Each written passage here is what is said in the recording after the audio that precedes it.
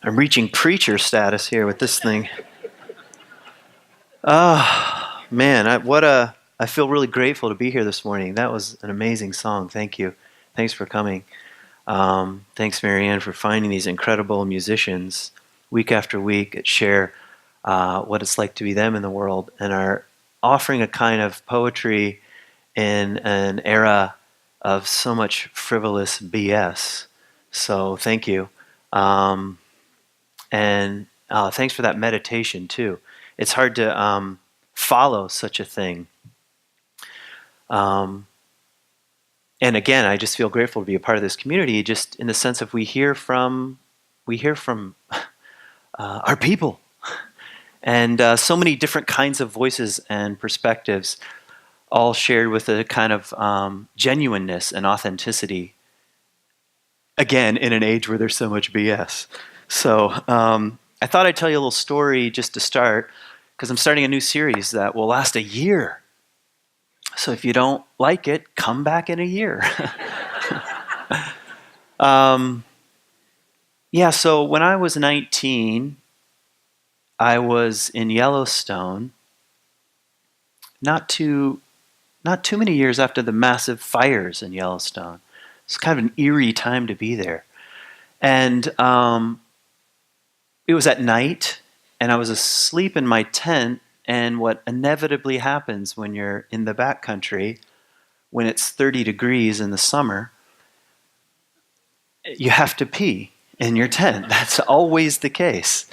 And I didn't want to get out of the tent, so I fought this for, an hour or so. I'm not getting out. I can make it till the morning. I have to get out, drifting in and out. So finally I was like, all right, enough. So I got out of my tent, and I decided I was going to do this as quickly as possible. So I unzipped the tent, and I burst out of the tent, and I was about to burst in general. And I'm, enjoying the wild facilities, and I happened to look up, and I'd never quite seen the stars like that. I'd never quite seen the Milky Way with such clarity, and it was stunning, and a moment of like mysterious wonder. And I couldn't go to sleep for, it felt like hours afterwards. It's like it sent a kind of electricity through my body to be part of this place. It was humbling on the one hand. You don't look up at the stars and say, I own this place, It was humbling, and also I felt a kind of belonging, maybe. Kind of belonging. I don't know if I would have articulated that then. I mean, I wasn't really thinking. I just was having an experience. But it was such a vivid experience that I can remember it all these years later. 3 or 4 years later, after I was 19. And it was a shocking moment, I would say, and seemed to come with a great invitation attached to it. What that invitation is, I'm not quite sure, but I'll try to hint at today. And if you were here last week, I talked about the word cosmology, and I was suggesting we need a new cosmology, because our old cosmologies aren't working very well. And on the one hand, what I mean by that very simply is that cosmos means world, or bigger than the world, universe, you might even add to that. And the ology part of it means the study of. We need the study of the cosmos, of what is actually the case. And think about how much untruth is being passed around, about just simply the way things are. What's really going on in the world, what's really going on in the earth, what's really going on in terms of time and space, what's really going on in terms of, as best we can understand using mathematics and astrophysics, what happened and how we all got here. There's much to study. And my point was last week that all ancient cultures had a cosmology, and it was twofold. They were trying to say, what is the world like? And they were also trying to say, and what does that mean? So it's not just purely facts. Like if we get the facts straight, facts don't often, facts have to be interpreted in terms of meaning. And cosmologies can last for many, many hundreds of years or even thousands of years. I was thinking about the Babylonians had a sophisticated 1,000-year cosmology that went away.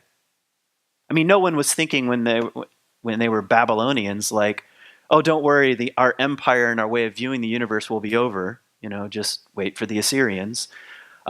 Just like Americans think that, well, obviously we'll never go away because we're much more powerful than everybody else. That's what everybody always thinks. So anyway, I think we need a new cosmology that works for the 21st century. And if there are going to be any further centuries in which human beings are conscious and aware of what's going on, we need a new cosmology. And that's like not something that we're going to solve this morning or really even in the next year. But I just pose it as a kind of question in the backdrop.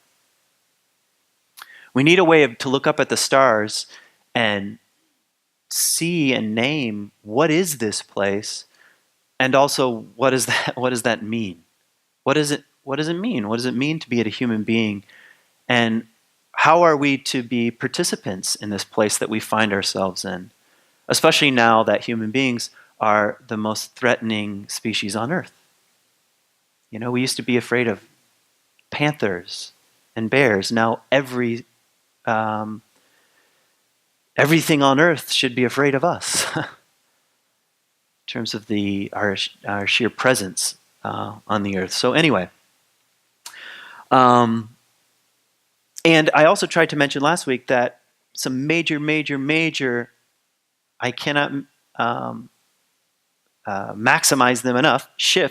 Potential shifts are happening from a more egocentric and ethnocentric consciousness, meaning me and my tribe, to a world-centric and even ecocentric consciousness. It is the world. There is one Earth, like that picture. Can I have your photo? Yeah, thanks. We have a visual aid today. Look at, see? This is the dawning of a world-centric consciousness, first of all, and hopefully an ecocentric consciousness, which comes with it responsibilities, especially given the fact that there are 7 billion of us now, or something like that. Seems like a lot. I was bad at math, but that still seems like a lot. And I would like to suggest that the new cosmology has a couple elements to it. It needs to be rooted in science, which is why I wanted to have Brian Swim's, I don't know what you would call that reading. It's like a poem, a scientific poem. That's what I would call it, a scientific poem. So the new cosmology needs to be rooted in science. And science is always on the frontier of what's known and unknown. I said that last week. It's evolving, it's changing. It's not a fixed thing. And I think the other part of this cosmology needs to be rooted in what I'm going to call a spirituality of participation. And that's going to be hard for me to define today, so I'll just throw it out there. A spirituality of participation, and I'll say it really simply, how are we to participate in this thing that we're calling life and the earth? And even what we know of it, and our science, and the facts. How do we participate? That is our spirituality. Our participation is our spirituality, and we need a healthier one, to say the least, where where our presence on the earth turns from being self-destructive and suicidal and damaging to life-enhancing.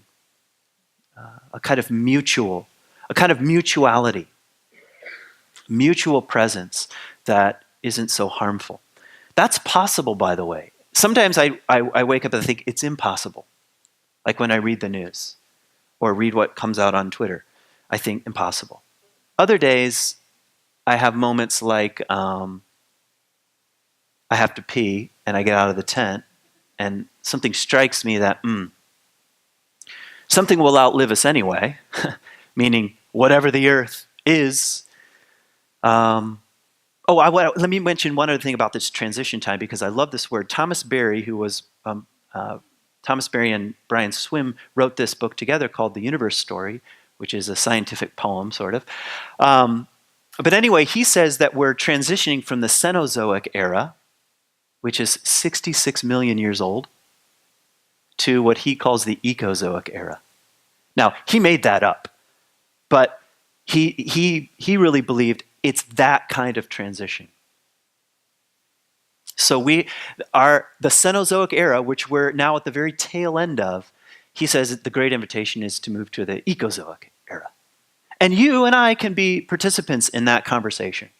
Which is why I want to do a full year called Terra, is to move to the Ecozoic, meaning Earth. And you and I can be participants what would it in that look like conversation? to come back around? Which over is the why course of the I year want to do a full year called Terra, Earth's ethos, and our participation with it. And what would it look like I don't think to it's come back around over the course that, of the year to a conversation about the Earth's do ethos a Facebook post about and it. our participation. As helpful as those are, and I know you. Because I don't think it's something, obviously, that. But just keep returning, back to. Oh yeah, we're here on this place. As helpful as those are, and I know you find how them might we participate? But just keep returning back to. Oh yeah, we're here on this place. That's why I wanted to do a year, and I'll tell you how I divide it up, because you might think a year, that seems like a long time. We'll divide it up into the seasons, which will help bring all kinds of nuance to the conversation we want to have. So that's what I wanted to do a year, and I'll tell you how I divide it up, because you might don't think want to let the year, conversation like drop. We'll divide it up into the we seasons, are which will the help Earth. bring all kinds of nuance. We are the Earth. It's not like, let's have a conversation about the Earth. When we have a conversation about the Earth, we're having a conversation about us. Conversation drop. And that's, by the way, in some of the oldest Earth. myths and stories. Even think about Genesis, from dust you came, to dust you shall return. You know? That is literally the case. We are made up of particles that are Earth. You are a walking, breathing earthling, obviously. And we need science now more than ever to understand just how deeply we are part of this place. So let's dip back in time here. I'm going to read you a little quotation from this Neo-Confucianist named Wang Yang-ming. He lived in 1472. That was when he was born, 1472. I like this fact because when we say the 1400s, what usually comes to mind? 1492, that's the most important year for us, so I can live in Michigan. Thank you, Columbus. No, actually 1492 is also the year the Inquisition started. So if you're Jewish, that means something a little different, you know? Which is why, by the way, there were so many people in the harbor for Columbus to pick up and sail for the New World, because the Jews were kicked out of Spain. Yeah, did you know that? Yeah, fun facts of history. But 1472, this other Neo-Confucianist comes along. I just want you to hear this little passage. Everything from ruler, minister, husband, wife, and friends, to mountains, rivers, heavenly and earthly spirits, birds, animals, and plants, all should be truly loved in order to realize my humanity that forms a unity. First of all, he's saying something that is scientifically the case. We are interconnected, interrelated beings. And who are we interrelated with?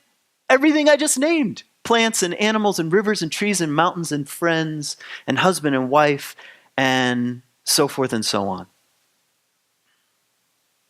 And then, he says, my clear character will be completely manifested. And I will really form one body with heaven, earth, and the myriad of things. This is a poetic hint of a new cosmology that's dawning. One body with heaven, earth, and the myriad of things. By the way, that's not all that, well, it is hidden it's not all that far from even how some of the Christian saints and mystics talked about Christ consciousness. One body. Christ is in all and is all. That's a symbolic way of expressing a very similar idea. That somehow there is one thing that's breathing in and out. And it's not you. It's us. And the amazing thing is our scientific community is supporting this. Not that we need, not that spirituality, so to speak, needs the support, but what else? If it's true, correct? We've so divided everything up between, spirituality, fluff, and facts. But they tend to be echoing one another in a kind of mystical and I think amazing way. So Rilke's invitation at the beginning is to surrender to Earth's intelligence. That there is an intelligence that's greater than you. Now, obviously not greater than the president. He's got the maximum intelligence, so he thinks. But surrendering to Earth's intelligence, we will rise up rooted like trees. We'll find our roots somewhere in the myriad of things. So how do we get here, briefly? And I mean, this maybe, I could spend weeks just on this, and I probably won't, but I just want to just highlight a couple streams that have fed our self-destructive and suicidal way of being in the world, okay? And there are lots of tributaries, and later on you can tell me about all the tributaries that but I'm just going to mention two. The first is Christendom. I like that word better than Christianity, because Christianity is just like not one thing. Christendom, this crystallized, hierarchical, dogmatic version of Christianity, Christendom, has fed part of this. How? Because it had a certain view of history. So its view of history was that history is going somewhere, first of all, and it was really awesome at the beginning, and then a couple people messed it up, and then it was like kind of crazy for a while, and then God intervened and brought the Torah and so forth, and then Jesus fixes it, but not quite yet. He'll refix it in the future and return at a physical time and place and put everything to rights. That's a very historical view of the timeline. So Christendom is rooted in a certain view of history. Now, the problem with that, which usually comes out in phrases like a new heaven and a new earth, that's from the book of Revelation, comes out in Augustine's City of God, that there will be a future fixed point where God will set the world to rights. The problem with that is that on one level, I think there's a lot of truth to it, believe it or not. When you read it on the mystical and symbolic level. What happened is that we literalized it.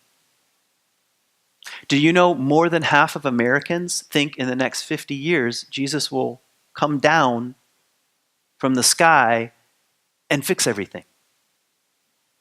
So, for example, if there is a mushroom cloud over Manhattan, actually comes from, who's that guy who wrote the letter to a Christian nation, Sam Harris?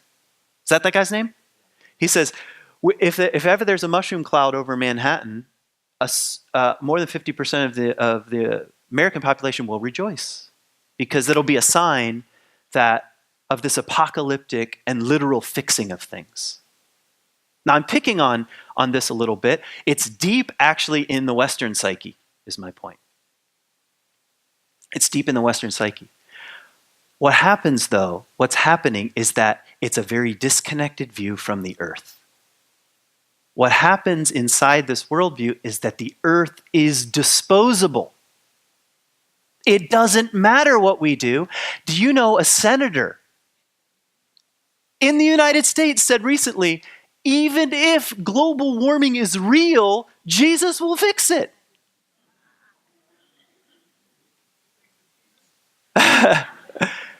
Now, I could be wrong. Like, I'll just say that right now. Maybe, like, there is a plan that I don't know anything about. But I doubt it. At least not in that way. Not in a kind of wave the magic wand, don't worry about it. That's what I'm saying. That's how Christendom has fed our relationship with the earth itself. It's disposable. And even if it gets really bad, it can be fixed quickly at the end. So therefore, drill, baby, drill. See what I mean? Okay, now we've all picked on Christendom. We all feel self-righteous right now. The other stream is secular humanism, which turned everything into materials with no values, looking for a kind of utopia that we create because we have the power to use resources. After all, it's all particles anyway, all arranged in a kind of random ad hoc fashion. What does it matter? Might as well use what we can. Well, we can. Those are the two major streams that have fed Western culture. And sometimes you can, just personally, might flip back and forth inside them. Here's what they have in common. They're anthropocentric. They both put human beings at the center of the universe. Both of them. And that's what's killing the entire globe. That's not a relationship of mutuality. It puts us right smack in the middle with all the power. So, good times. My point is, it's no longer working, and we all know it. Actually, everybody knows it. They really do. Sometimes I wake up in the morning and I think, human beings really are not this stupid. Now, we're stupid a lot of the times, but something deeper says, no, this is not working. We cannot just keep poisoning the entire earth, thinking it's all going to be magically fixed in there. We don't really believe that. And we don't actually think, no, it's just a bunch of random particles that I can use however I want. Because why not? No, that doesn't quite sit very well either. We know this. So I'm going to make some real general suggestions about other ways of holding this, what I think are needed ways of holding this, given that our worldviews are no longer working. First of all, what is needed? What's needed is a kind of sacred communion. That's the word I would use, sacred communion. One of the things that, no worldview is totally wrong. I keep saying this. No worldview is totally wrong. And no worldview is totally right. So even with Christendom and Christianity or secular humanism, I'm not making big, broad claims here. But especially with a very materialistic worldview, we've robbed life of anything sacred because we're afraid of the sacred. We say, no, it's just all material. Let's get all this like wishy-washy stuff out of there. What I'm suggesting is that in terms of how we live, that puts us out of step with the sacred communion of all things. Like counting the rings on a fallen branch and feeling the grief of such a thing. Feeling the grief of, for 30 years this branch or whatever, this tree stood here, and now the city decided, it's not stable enough, and down it comes. There's a kind of grief to that, but that's feeling a bit into the sacred communion of all things. What else do I think is needed? I think a word like participation is needed. How are we consciously moving toward greater participation in the earth community? Not just consumers, users of resources, but participants.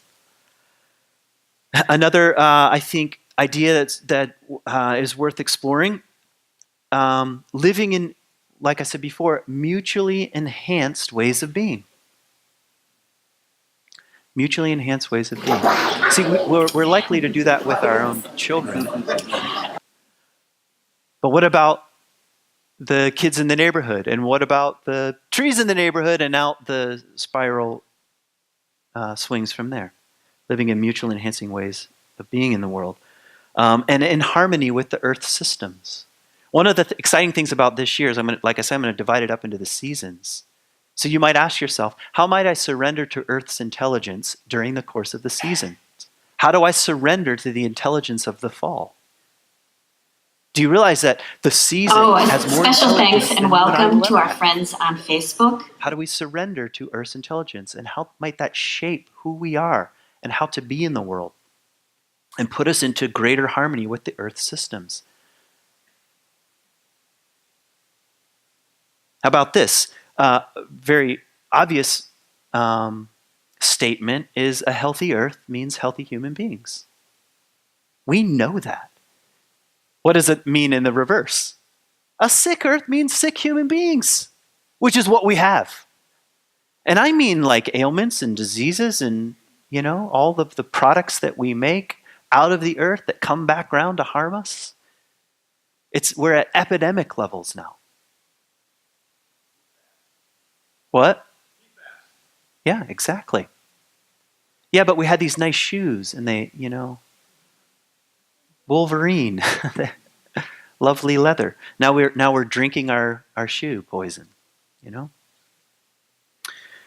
How else might we surrender? We begin to fall deeper into the self-regulating system that the earth actually is. That's what scientists tell us the way the earth works. It's a self-regulating whole. Now we can either learn to be participants in this self-regulating whole or try to manage it and control it, which is what we've been doing up to this point, which is why we're drinking our own poison. And here's a really big one that gets us into all kinds of sticky territory. So we have something called the economy, correct? Which I read before, like a few weeks ago, that it's our new God. It's our new God. It's the only one that we really bow down to every single day and offer sacrifices to, including the blood of real human children. I know it's a bit dark. But the economy is founded on one non-negotiable. What is it? No. The one non-negotiable is the earth. There is no economy and nothing in the economy that is not in some way part of the earth. But that's the one that we don't count. It's not, you don't see at the ticker for the stock market what it's costing the earth down there. Every once in a while, this is what it's costing. Do you hear what I'm saying? There is no economy without the earth. And what's being asked, and some of the smartest people in the world are beginning to have numbers for this kind of thing, is there's the cost of something and then there's the cost of something. I read about wild-caught salmon, which is kind of like a little PR move because some of them are not actually wild salmon. In fact, most of them are not. But anyway, they're caught wild in these giant nets. But anyway, these wild-caught salmon from the Pacific Northwest and from Alaska are then taken into the boats and shipped to China, where they're processed and frozen and shipped back. And then we ship them. And sometimes we ship them right back to China. Yeah, that seems like stupid, who's that guy, Brian Regan? He's the comedian. He's got this one, I'm going to butcher it because I'm not much of a comedian, but he says, I always think it's funny when two log trucks pass each other going the opposite way on the highway. Wait a minute. You had logs over there? A simple phone call probably could have solved that. But when you bow down at the altar of the economy, where actually it's about the shareholders and the almighty dollar, you don't factor in the cost of the earth. So it's cheaper to ship salmon back and forth, but what does it cost on the level of the earth? That becomes the question. And that's the great invitation of the Ecozoic era. Will we begin calculating on that plane? Because there is not another one. You don't say, even if we make it to Mars or whatever, we don't say we have another Earth that will then pillage for a while. It just doesn't work that way. Okay. Another way of putting the invitation I'm trying to get at is that we're leaving the industrial mind and entering the ecological mind. And I think we need then, along with it, an education of wonder, because I don't think the next generation, unless they are educated into a kind of wonder with the mystique of the earth, is going to care all that much. We're just going to pass on our neuroses to the next generation. So an education of wonder, I think, is important, which is at the heart of what I would mean by a spirituality of participation. So let me read you something about spirituality, because depending on who you are, it might leave a bad taste in your mouth, or you might like it.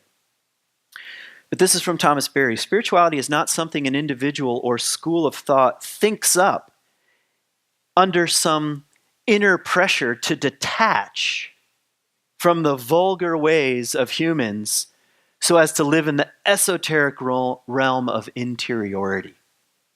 It's kind of a big sentence, but he's saying spirituality is not just, flying up out of the vulgar crassness of humans and living in this interior special place. He says that's not what spirituality is. He says it's this. It is rather a profound expression of the mystery of participation in a total way of life.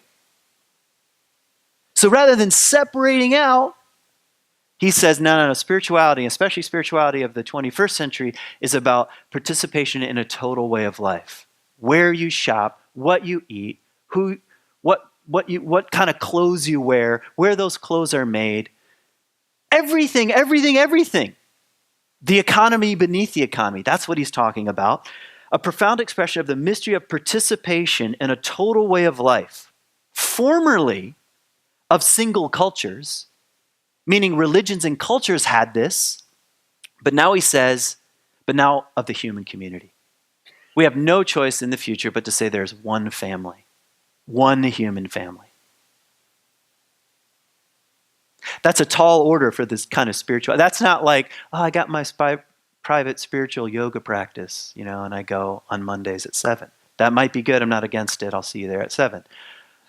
What I'm saying is, this is a much deeper invitation, a total way of life that somehow involves the entire community of humans, and how that entire community of humans participates in the entirety of everything on earth.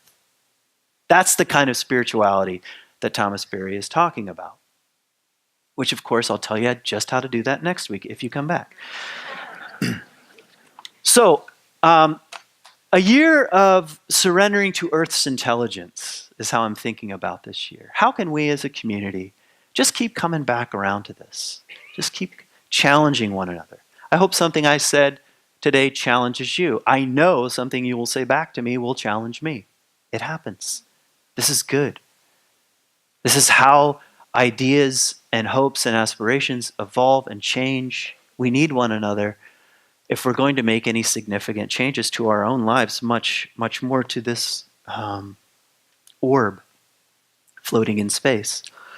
So a year of surrendering to Earth's intelligence, what might this ask of us? I'll just list a bunch of things. First of all, I imagine this year we'll study. Remember I said cosmology is rooted in study? We'll study. We'll study things, whatever you want. If you have ideas, you have people who can contribute. I'm very limited in the things that I've bumped into, but a lot of you know a lot of other avenues. How do we study the earth itself and what's really going on in our world? So I imagine study. I imagine submitting to these seasonal rhythms, which I mentioned before. I imagine we'll dip into the realm of science. I just read this fantastic article about forest bathing. I'm not going to spoil it now. This is... First of all, forest bathing just sounds like an awesome idea anyway. But the science, that's what we'll be looking at. What do we know about the world? What are we coming to know? What about the mind and the body and the earth and how they're related? Neuroscience is incredible right now in terms of what are we learning about just the way the particles in our brain work. So we need to study these things. I already mentioned the economy and the earth, so I think that's part of the conversation. I think we want to be talking about what are actions here at home. What are actions in your home? Because I like to stay in the theoretical, but it does come down to the participation, our participation, And maybe you already think about yourself as being super green or something. Can you be greener? That's what we're talking about. Are there or changes in this community? In just us here at C3? Or what about in West Michigan? We have to start thinking like this. And part of that involves the political conversation. I've never been that politically active. I don't know, because I had hang-ups about it, and my dad worked for Jerry Falwell and stuff like that. So politics was like, But something like struck me just recently when I had been following a little bit the story of when Bears Ears National Monument became a designated national monument under Obama, which was more than a decade in the making anyway, through these tribes getting together and a bunch of other people. And then Trump, along with Sinke, tore that agreement up, basically. And it's actually a very troubling image. You can watch it on YouTube when they sign away this very unique place in the world. They sign a cowboy hat and put it on. Trump puts on this cowboy hat, and that is a massive symbol for exactly what the problem is. This sort of like pioneering cowboy mentality that we can do whatever we want, wherever we want, no matter what the land actually needs, the earth actually needs, not to mention indigenous people who have been in a harmonious relationship with this part of the world before any of us ever got here. And found a kind of sacred participation before we came and peed all over it, basically. But anyway, and this disturbed me, and so it was like one of the first times I was like, I'm writing letters, I'm writing letters to the powers that be to get involved. By the way, next week, kind of in a strange alignment of the universe, I won't be here next Sunday. I will be in Bears Ears National Monument, where I'll be backpacking for 7 days through the Animus program, part of this wilderness guide training thing. But it's more than the training for me right now. There's just something about something woke up inside me around this particular part of the world. So anyway, we have to start asking political questions. What else? Here are things that I think will be a part of it. We'll be talking about 7 generations. We'll be talking about words like protect, preserve, enhance, and heal. Of course, my favorite topic, we'll be doing stories and myths and legends. We'll want to ask, what are voices that are on the leading edge of this transition into the Ecozoic era? Who are those voices, and what are they saying? What do we have to learn? And maybe there'll be 1 or 2 issues that come up for us as a community that we say, we should try to do something about this. Do you know Wetlands Watch was at one time not a thing, and then it became a thing? You know why? Because people thought we should make it a thing. So that's what we should be asking. What are the things that the earth is calling forth in its own imagination, that's filtering into our imagination, that we can bring forth in the world? In other words, what wants to be born in us and through us? And I think that's all I want to say, other than the challenge to listen to Rilke. How might you surrender to Earth's intelligence and rise up rooted like trees? Thanks for listening.